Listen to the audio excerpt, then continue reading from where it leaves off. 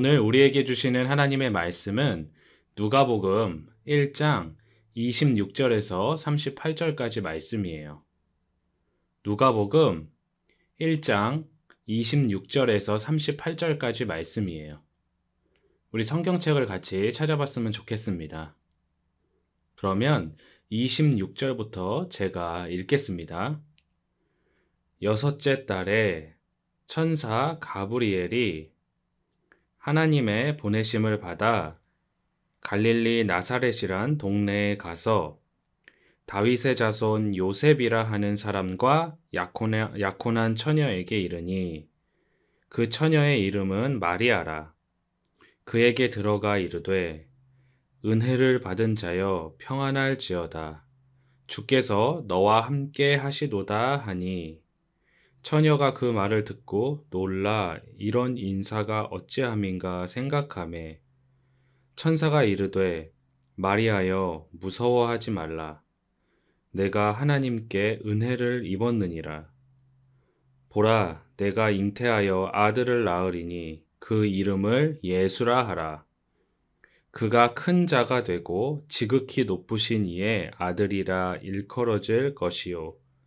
주 하나님께서 그 조상 다윗의 왕위를 그에게 주시리니 영원히 야곱의 집을 왕으로 다스리실 것이며 그 나라가 무궁하리라. 마리아가 천사에게 말하되 나는 남자를 알지 못하니 어찌 이 일이 있으리이까? 천사가 대답하여 이르되 성령이 내게 임하시고 지극히 높으신 이의 능력이 너를 덮으시리니 이러므로 나실 바 거룩한 이는 하나님의 아들이라 일컬어지리라.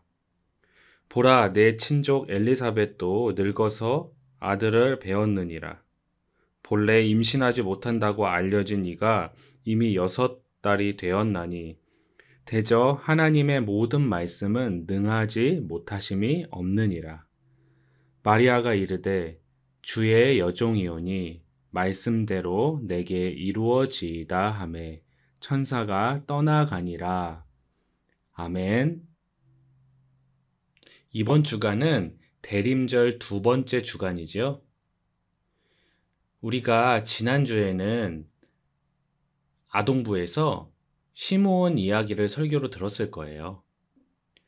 시므온 할아버지는 죽기 전에 그리스도, 구원자로 오실 분을 만나게 될 거라는 하나님의 말씀을 들었죠. 그런데 오늘 말씀에도 이렇게 시므온처럼 구원자를 보내주시겠다고 하는 하나님의 말씀을 들은 사람이 나와요. 바로 마리아라는 사람인데요. 누가 마리아에게 구원자에 대한 이야기를 들려주었을까요? 마리아는 나사렛이라는 작은 시골 마을에서 자라났어요. 마리아라는 이름의 뜻은 뭐냐면 이집트 말로는 아름답다, 사랑스럽다 이런 의미를 갖고 있어요. 또 히브리 말로는 가장 귀하다라는 뜻이 있어요. 마리아는 자신의 이런 이름의 뜻처럼 하나님께서 사랑스럽게 여기시는 사람, 하나님께서 귀하게 여기는 사람이 되려고 애쓰며 살았을 거예요. 그 이름의 뜻처럼요. 하나님께서 보시기에 그 모습은 또 얼마나 사랑스러웠을까요? 시간이 흘러서 마리아는 나사렛 청년 요셉이라는 사람과 약혼을 하게 돼요. 그리고 어느 날에 마리아에게 특별한 손님이 찾아와요. 하나님께서 보내신 천사 가브리엘이었어요. 가브리엘이 마리아에게 말했어요. 은혜를 받은 사람아, 평안하여라.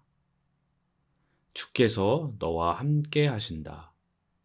마리아는 천사의 등장에 깜짝 놀랄 수밖에 없었어요. 그런데 가브리엘은 계속 말했어요. 무서워하지 말라. 너는 하나님의 은혜를 입었다. 보아라, 내가 잉태하여 아들을 낳을 것이다. 그 이름을 예수라 하라. 그는 지극히 높으신 이의 아들이라 불릴 것이다. 하나님께서 그 조상 다윗의 왕위를 그에게 주실 것이다. 그는 영원히 이스라엘을 다스리고 그의 나라는 끝이 없을 것이다. 가브리엘은 이렇게 얘기했어요. 마리아는 천사 가브리엘의 말을 이해하기가 힘들었어요. 천사 가브리엘이 찾아온 것도 너무 놀라운 일인데 아직 결혼하지도 않은 자신이 임신을 하여 아이를 갖게 된다니 너무 놀랄 일이었죠. 놀란 마음과 동시에 또 두려운 마음도 생겼어요. 왜냐하면 당시 유대인의 율법에 의하면 결혼하지 않은 사람이 만약 아이를 갖게 될 경우에는 무서운 벌을 받았기 때문이었어요. 가브리엘, 저는 아직 결혼도 하지 않았어요. 어떻게 이런 일이 있을 수 있나요? 이렇게 마리아는 물어봤어요. 가브리엘은 말했어요. 성령님이 내게 임하시고 지극히 높으신 이의 능력이 너를 감싸 주실 것이다. 그러므로 태어날 거룩한 아기는 하나님의 아들이라 불릴 것이다. 하나님께서는 불가능한 일이 없으시다. 천사의 말을 들은 마리아는 이 말을 듣고 모든 걱정과 두려움을 내려놓기로 해요. 물론 여전히 율법에 따라 벌을 받을 위험이 있었죠. 약혼자인 요셉에게 이 일을 말했을 때 또 어떻게 설명해야 할지, 요셉이 어떻게 생각할지도 걱정됐었어요. 하지만 마리아는 가브리엘이 전한 하나님께서 너와 함께 하신다. 가장 높으신 분의 능력이 너를 감싸줄 것이다. 이 말을 굳게 믿었어요. 마리아는 하나님 앞에서 순종하기로 해요. 순종이란 반대하지 않고 순순히 따른다 이런 의미가 있거든요. 마리아는 불안한 마음도 있었어요. 그렇지만 그것보다 더 하나님의 일을 이루는 것이 중요하다고 생각했어요. 그래서 하나님 말씀에 순종하기로 결심한 거예요. 앞으로 자신에게 어떤 위험이나 어려움이 있어도 참고 이겨내기로 결심한 거예요. 마리아는 가브리엘에게 말했어요. 저는 주의 여종이에요. 하나님의 말씀대로 저에게 이루어지기를 바랍니다. 이렇게 고백했어요. 오늘 말씀을 들으면서 우리는 때때로 나는 마리아처럼 순종할 수 없을 것 같은데? 이렇게 생각할 수가 있어요. 또 나와 달리 마리아에게는 두려움을 이겨낼 특별한 능력이 있었던 거겠지. 그런 게 아닐까? 이렇게 물을 수도 있겠어요. 하지만 마리아에게는 특별한 능력이 있었던 게 아니었어요. 마리아는 우리와 똑같이 연약한 점도 있고 걱정도 있고 앞으로 닥칠 일에 대해 두려움을 걱정하는 평범한 사람이었거든요. 그럼에도 마리아가 하나님께 순종할 수 있었던 것은 하나님의 말씀이 이루어질 것을 굳게 믿었기 때문이에요. 하나님의 약속을 믿었던 거예요. 하나님의 뜻을 가장 중요하게 생각하면서 걱정과 두려움을 이겨냈던 거예요. 하나님께서는 오늘도 마리아처럼 하나님 말씀이 이루어질 것을 믿고 순종하는 제자들을 찾고 계세요. 그러면 어떻게 하나님께 순종할 수 있을까요? 우리는 먼저 기도하면서 순종할 수가 있겠어요. 기도는 나의 요구를 이런 걸 들어주세요 하는 것도 있지만 그보다 먼저 하나님의 마음과 뜻을 알아가는 과정일 수 있어요. 또 우리는 두 번째로 말씀을 읽으면서 순종할 수 있어요.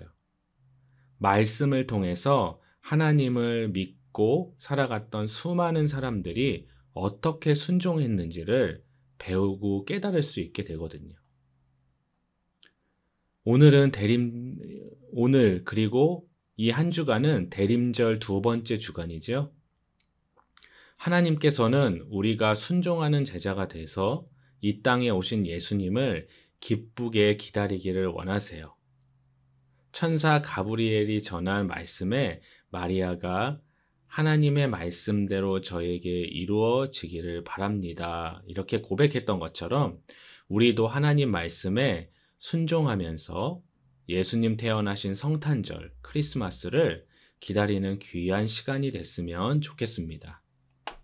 그러면 우리 같이 제가 마치는 기도하고 말씀을 마치겠습니다. 하나님 감사합니다.